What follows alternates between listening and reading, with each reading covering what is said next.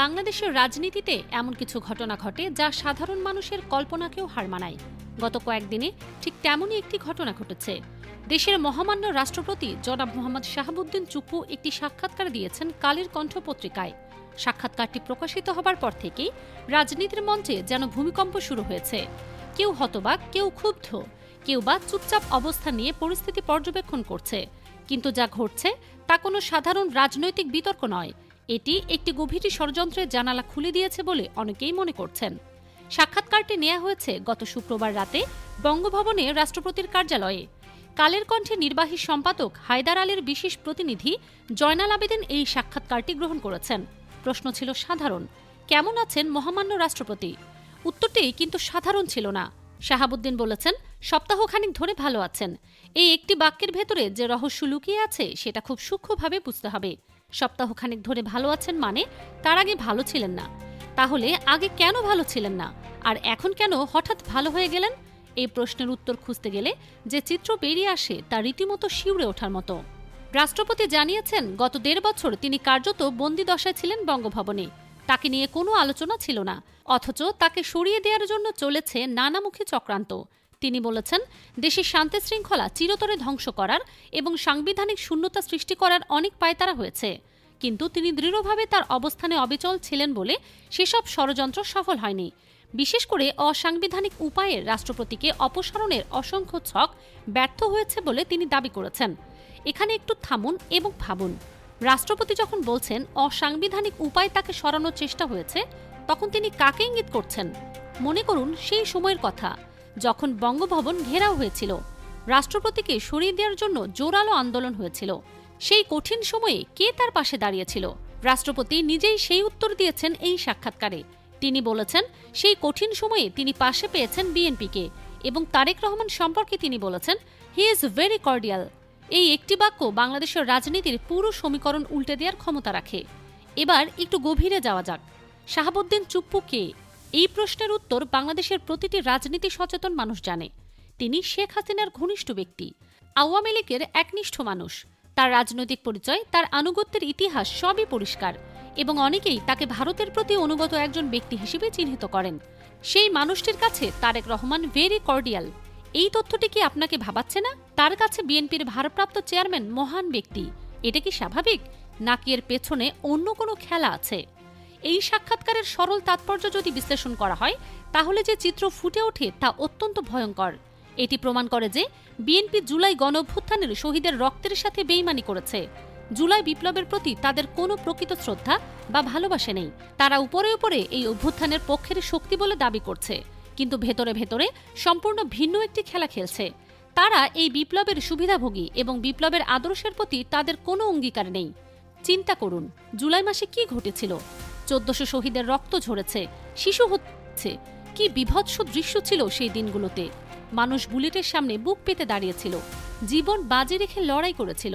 যাদের কারণে অনেক নিপীড়িত মানুষ মুক্তি পেয়েছে, তারা আজ ভালো নেই। অথচ যারা সেই গণহত্যার সাথে জড়িত ছিল, যারা ভারতের পক্ষের শক্তি, তারা সবাই ভালো আছে। রাষ্ট্রপতি নিজেই বলেছেন সপ্তাহখানেক ধরে ভালো আছেন। এই ভালো থাকার পেছনের রহস্য কি?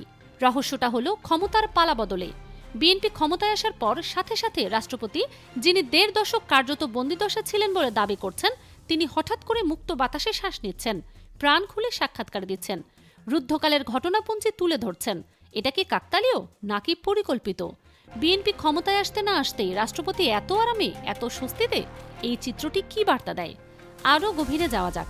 রাষ্ট্রপতি যখন বলছেন যে অসাংবিধানিক উপায়ে তাকে সরানোর চেষ্টা হয়েছে এবং তিনি সেটা প্রতিরোধ করেছেন, তখন তিনি পরোক্ষভাবে ইউনূস সরকারকেই দায়ী করছেন। তিনি বলছেন, ইউনূস সংবিধান মানেননি। এখন চিন্তা করুন, যদি আমরা হাসিনার আমলের সংবিধানকে স্ট্যান্ডার্ড ধরি, তাহলে ইউনূস থেকে শুরু করে পুরো উপদেষ্টা পরিষদ সবার অবস্থান প্রশ্নবিদ্ধ হয়ে পড়ে। এবং মজার বিষয় হলো, সেই উপদেষ্টা পরিষদের অনেক সদস্যই এখন বিএনপির মন্ত্রিসভায় জায়গা পেয়েছেন। তাহলে হিসাবটা কেমন দাঁড়াচ্ছে? একদিকে ইউনূস সংবিধান মানেনি বলে অভিযোগ, অন্যদিকে সেই অসাংবিধানিক সরকারের লোকজনকে নিয়েই বিএনপি মন্ত্রিসভা গঠন করেছে। আবার সেই একই বিএনপি সাংবিধানিক ধারাবাহিকতা রক্ষার জন্য রাষ্ট্রপতি চুপ্পুকে সাহায্য করছে। রাজনীতি যে কতটা জটিল, কতটা নির্মম, কতটা স্ববিরোধী, এই একটি সাক্ষাৎকারই তার প্রমাণ। এখন আসুন আরেকটি গুরুত্বপূর্ণ প্রসঙ্গে। এই সাক্ষাৎকারটি কোথায় প্রকাশিত হয়েছে? কালের কণ্ঠে। কালের কণ্ঠ কার মালিকাধীন? বসুন্ধরা গ্রুপের। বসুন্ধরা গ্রুপ কোন জগতের শক্তি তা নতুন করে বলার প্রয়োজন নেই। যাদের কাছে বিপুল অর্থ আছে তাদেরকে কেউ সহজে উৎখাত করতে পারে না। তো কালের কণ্ঠ এখন কার এজেন্ট হিসেবে কাজ করছে? এই প্রশ্নটি অত্যন্ত গুরুত্বপূর্ণ, কারণ এই সাক্ষাৎকারের মধ্য দিয়ে একটি সুনির্দিষ্ট উদ্দেশ্য সাধিত হচ্ছে। কালের কণ্ঠের ভূমিকা এক ধরনের, রাষ্ট্রপতির ভূমিকা আরেক ধরনের। দুটো ভিন্ন ভিন্ন গোষ্ঠীর স্বার্থে কাজ করছে। আর এই পুরো খেলায় বিএনপি হচ্ছে বলির পাঠা। অনেকে হয়তো ভাবছেন এটি নিছক একটি সাক্ষাৎকার, কিন্তু না, এটি একটি সুপরিকল্পিত চাল। মূলত তারেক রহমানকে বেকায়দায় ফেলাই এই সাক্ষাৎকারের মূল উদ্দেশ্য। ভাবুন, একজন আওয়ামী ঘরানার রাষ্ট্রপতি যখন প্রকাশ্যে তারেক রহমানের প্রশংসা করেন, তখন জুলাই বিপ্লবের যোদ্ধারা কি ভাববে? তারা ভাববে বিএনপি আসলে আওয়ামী লীগেরই আরেক সংস্করণ। তারা ভাববে শহীদদের রক্ত বৃথা গেছে। তারা ভাববে এই অভ্যুত্থান হাইজ্যাক হয়ে গেছে। ঠিক এটাই হচ্ছে। জনগণের মধ্যে বিএনপির বিরুদ্ধে ক্ষোভ তৈরি হচ্ছে। বিপ্লবীরা, অভ্যুত্থানের নেতৃত্বাধীন ছাত্ররা সবাই বিএনপির প্রতি ক্ষুব্ধ হয়ে উঠেছে। বিএনপিকে মুনাফিক বলছে মানুষ। আর এটাই ছিল এই সাক্ষাৎকারের আসল লক্ষ্য। পুরো গেমটা খেলছে ভারত, এমনটাই মনে করেন বিশ্লেষকদের একটি অংশ। তাদের মতে এই সাক্ষাৎকারের প্রশ্নমালা উত্তর কি হবে সবকিছু ভারত সাজিয়ে দিয়েছে। এটি ভারতের একটি গভীর রাজনৈতিক খেলা। ভারত তারেক রহমানকে ক্ষমতায় এনেছে, আবার ভারতই তারেক রহমানের হাত ছেড়ে দিয়ে তাকে বেকায়দায় ফেলবে। ভারতের হাতেই বিএনপির পতন ঘটবে। যারা এই বিশ্লেষণ করেছেন তারা বলছেন শুধু অপেক্ষা করুন, সময় এলে সব স্পষ্ট হয়ে যাবে। বিএনপি হয়তো মনে মনে খুশি এই সাক্ষাৎকার নিয়ে। তারা হয়তো ভাবছে রাষ্ট্রপতি তাদের পক্ষে কথা বলছেন, কিন্তু আসলে এটি আওয়ামী লীগের বিজয়, ভারতের বিজয়। বিপদ কত প্রকার ও কি তা অচিরেই বিএনপি টের পাবে। এটা সেই ক্লাসিক ফাঁদ যেখানে শিকারকে প্রশংসা করে আত্মবিশ্বাসী করা হয়, তারপর এক ঝটকায় শেষ করে দেয়া হয়। এদিকে জুলাই বিপ্লবের পরিণতি নিয়ে যে আশঙ্কা তৈরি হচ্ছে তা অত্যন্ত উদ্বেগজনক। ইতিমধ্যেই বেশ কিছু ঘটনা ঘটেছে যা বিপ্লবের চেতনার পরিপন্থী। তাজুল ইসলামকে সরিয়ে দেওয়া হয়েছে। আওয়ামী লীগের বিচারের কোনো অগ্রগতি নেই। পুলিশের মহাপরিদর্শককে সরিয়ে দেওয়ার কথা শোনা যাচ্ছে। আবার সেই পুরনো ভারতপন্থী জেনারেলদের সামনে আনা হচ্ছে। এই সব কিছু মিলিয়ে একটাই কথা মনে আসে, জুলাই বিপ্লব কি ব্যর্থ হতে চলেছে? এই প্রশ্নটি শুধু রাজনৈতিক নয়, এটি অস্তিত্বের প্রশ্ন। যারা জুলাই মাসে রাস্তায় নেমেছিল, যারা বুলেটের সামনে দাঁড়িয়েছিল, যারা প্রিয়জনকে হারিয়েছে, তাদের জন্য এই প্রশ্নটি জীবন মরণের। বিপ্লব যদি সত্যিই ব্যর্থ হয়, তাহলে সেই বিপ্লবীদের কি হবে? সাদিক, কায়েম, হাসনাত, সার্জিস, এদের ভবিষ্যৎ কি? পরিস্থিতি যেদিকে যাচ্ছে তাতে তাদের উপর নেমে আসতে পারে কঠিন পরিণতি। যা করার এখনই করতে হবে। সময় ফুরিয়ে আসছে। রাষ্ট্রপতি পূর্ণমেয়াদে থাকার আগ্রহ প্রকাশ করেছেন ইশারা ইঙ্গিতে। এটাও একটি গুরুত্বপূর্ণ সংকেত। রাজনীতি যে কতটা নির্মম, কতটা অমানবিক হতে পারে, বিএনপিকে দেখলে তা বোঝা যায়।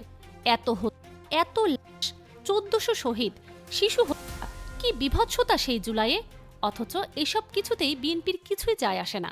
তাদের কোনো আবেগ নেই, কোনো অনুভূতি নেই। তাদের কাছে শুধু ক্ষমতাই সব। যদি হাসিনাকে ভারপ্রাপ্ত প্রধানমন্ত্রী বানালে 3 মাসের মধ্যে ক্ষমতায় যাওয়া যেত, তাহলে হয়তো সেই কাজও তারা করত। খালেদা জিয়ার উপর এত নির্যাতন হয়েছে, তারেক রহমান এত কিছু সহ্য করেছেন, তারপরও ক্ষমতা পেলে, রুটির ভাগ পেলে, হালুয়া পেলে সব ভুলে যাওয়া সম্ভব। রাজনীতি যে কতটা ক্রুয়েল, কতটা কঠিন খেলা, এই সাক্ষাৎকার তার জলজ্যান্ত প্রমাণ। বিএনপি যদি নির্বাচনে গিয়ে একটা স্থিতিশীলতা চায়, 5 বছর ক্ষমতায় থাকতে চায়, তাহলে তাদের জুলাই বিপ্লবকে পরিপূর্ণভাবে ধারণ করতে হবে। জুলাই সনদকে বাস্তবায়ন করতে হবে। না হলে বিএনপির দিন শেষ হয়ে আসছে। এটা সময়ের ব্যাপার মাত্র। 1.5 বছর টিকবে কিনা সেটাও এখন প্রশ্নবিদ্ধ। কারণ খেলা আর বিএনপির হাতে নেই। খেলা এখন আওয়ামী লীগ এবং ভারতের হাতে। বিএনপি শুধু একটি পুতুল, যাকে নিয়ে নিজেদের স্বার্থ হাসিল করা হচ্ছে। জামাত কেন অনেক ক্ষেত্রে চুপ, কেন অসহায়, সেটাও এই পরিপ্রেক্ষিতে বোঝা যায়।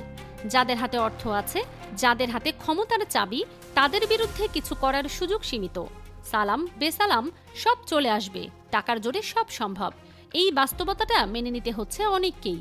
বাংলাদেশের জন্য এই মুহূর্তটি অত্যন্ত সংকটপূর্ণ। রাষ্ট্রপতির এই সাক্ষাৎকার একটি অশনি সংকেত। সামনে বিপদ অপেক্ষা করছে। সেই বিপদে সবচেয়ে বেশি পড়বে বিএনপি, কিন্তু তার চেয়েও বেশি ক্ষতিগ্রস্ত হবে সাধারণ মানুষ, জুলাই বিপ্লবের শহীদ পরিবারগুলো এবং সেই তরুণ প্রজন্ম যারা একটি নতুন বাংলাদেশের স্বপ্ন দেখেছিল। বিএনপি 1 সপ্তাহ যেতে না যেতেই তাদের আসল চেহারা দেখাতে শুরু করেছে। সব রহস্য এক এক করে ফাঁস হয়ে যাচ্ছে। এই সাক্ষাৎকার সেই রহস্যের একটি বড় অধ্যায় মাত্র। আরও অনেক কিছু সামনে আসবে, প্রস্তুত থাকুন, কারণ বাংলাদেশের রাজনীতিতে সবচেয়ে অন্ধকার অধ্যায় হয়তো এখনো দেখা হয়নি।